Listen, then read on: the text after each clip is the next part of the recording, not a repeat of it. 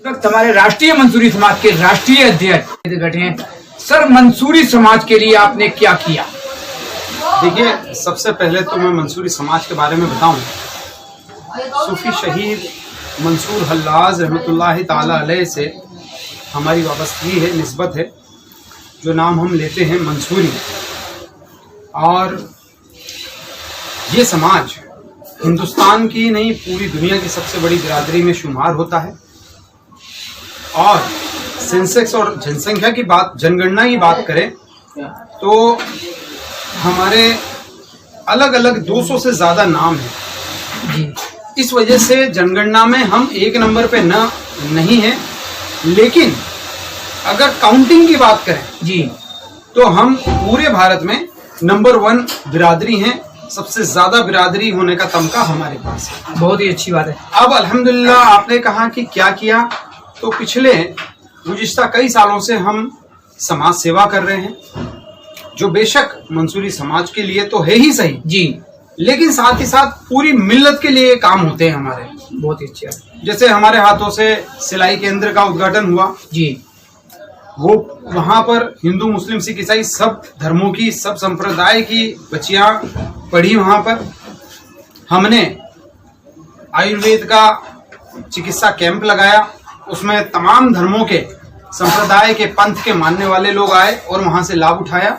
ऐसे ही कई सारे काम हैं जो हमने समाज के उत्थान, विकास और उन्नति के लिए किए हैं, लेकिन सेवाएं जो भी है वो सभी के लिए होती है।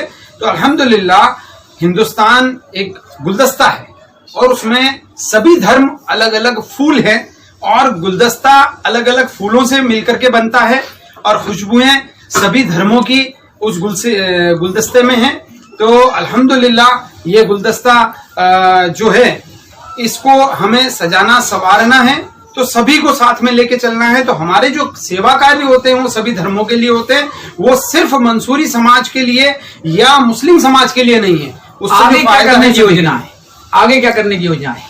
देखिए, जहां तक बात है, हमारा पहला मकसद हिंदुस्तान की सरजमी पर मंसूरी समाज को शिक्षा और रोजगार के साथ आगे बढ़ाते हुए मुख्य धारा से जोड़ना है।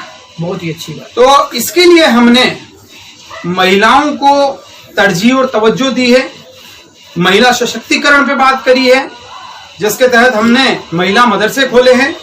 क्योंकि ये कहा गया है सिद्ध और महापुरुष की तरफ से कि अगर आदमी पढ़ता है तो परिवार पढ़ जाता है जी, लेकिन अगर एक महिला पढ़ाई कर लेती है तो जनरेशन पढ़ जाती है, पीढ़ियां पढ़ जाती है। बहुत ही अच्छी बात।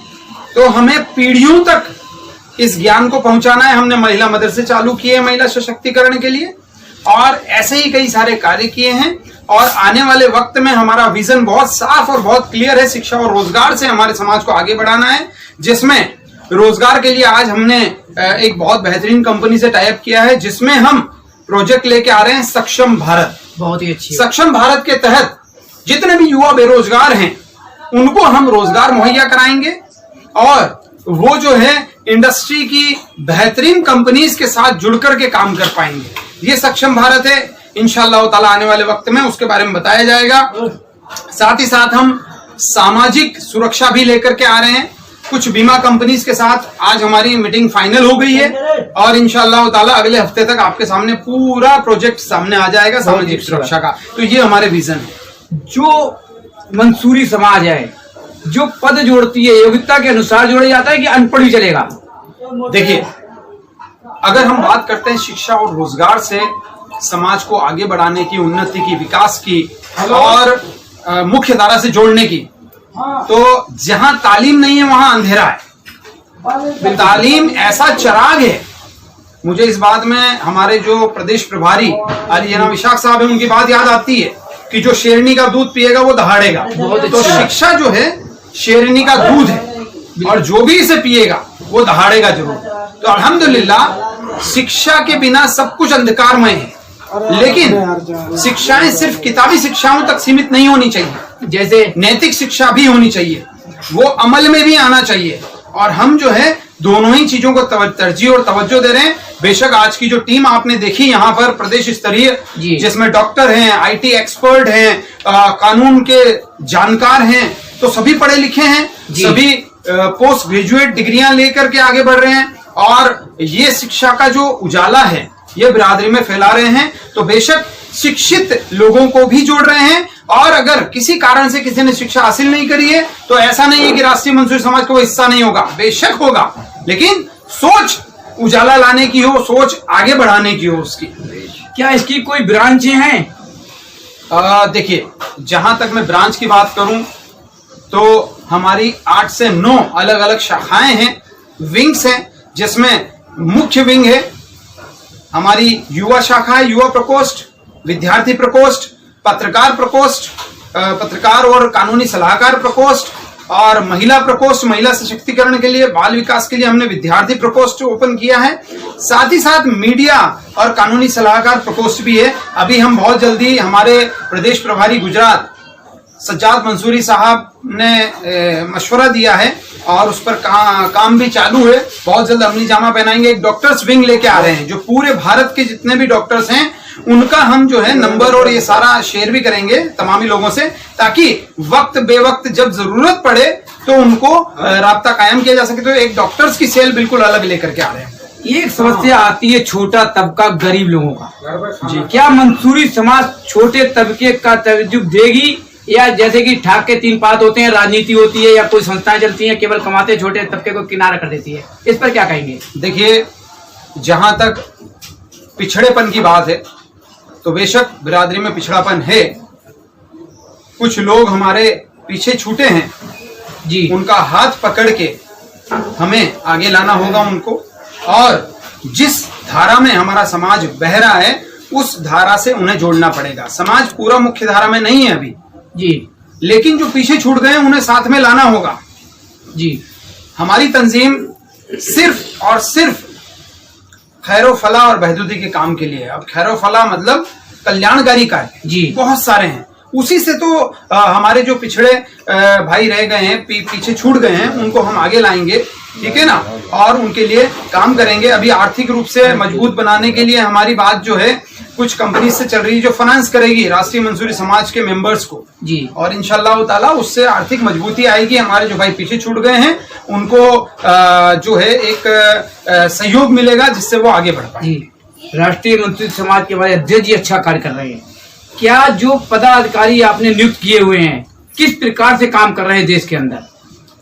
देखिए, शुक्र है उस रब्बे करीम का कि आज अल्हम्दुलिल्लाह करीब 13 सूबों में राष्ट्रीय मंसूरी समाज बेहतरीन तरीके से जी परचम लहरा रहा है।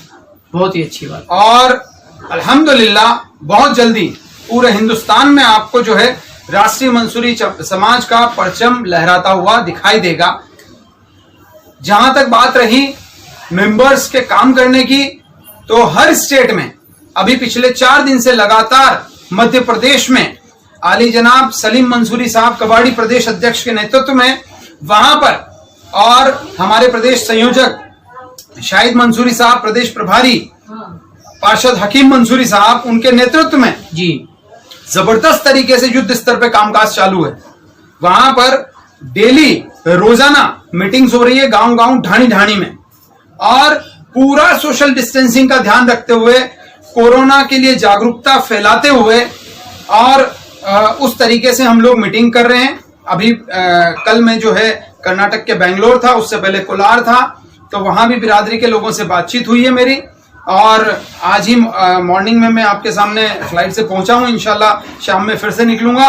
तो जागरूकता के कार्यक्रम चालू हैं और इंशाल्लाह आपके सामने हमने जो है कि फेसबुक के जरिए, व्हाट्सएप के जरिए ये भी बता दिया है कि हर महीने की 21 तारीख को आने वाले इस पूरे साल में जी 2021 में हर महीने की 21 तारीख को किसी न किसी स्टेट में प्रदेश स्तर का प्रोग्राम रहेगा ही रहेगा, जिसमें हमने जुलाई तक के प्रोग्राम फाइनल करके आपको बता दिए तारीखें। जो आपके सदस्य जुड़ते हैं क्या उसकी कोई फीस रखी गई है? अभी तक हमने कोई फीस नहीं रखी है, और आने वाले वक्त में अगर कोई फीस होती है तो सिर्फ कल्याणकारी कार्यों के लिए होगी, जिसमें सामाजिक सुरक्षा भी आती है, उनके और भी कई सारे कार्य होते हैं वो आते हैं। लेकिन अभी तक आज तक न हमने कोई चंदा लिया है, न हमने कोई फीस रखी है, और अभी तक सारी मेंबरशिप हमारी फ्री है। और इंशाअल्लाह जब भी कोई कल्याणकारी कार्य के लिए हम लोग आगे बढ़ेंगे तो हमारे तमाम मेंबर्स को हम मशवरा करके और उसके बाद आगे बढ़ेंगे। एक समस्या आती है गरीब लड़कियों की शादी। क्या मंसूरी समाज जो गरीब, बिल्कुल गरीब हैं, जिनकी लड़कियों की शादी में दिक्कत आती है, उस पर क्या सहयोग करेगी? देखिए, जहां तक गुर्बत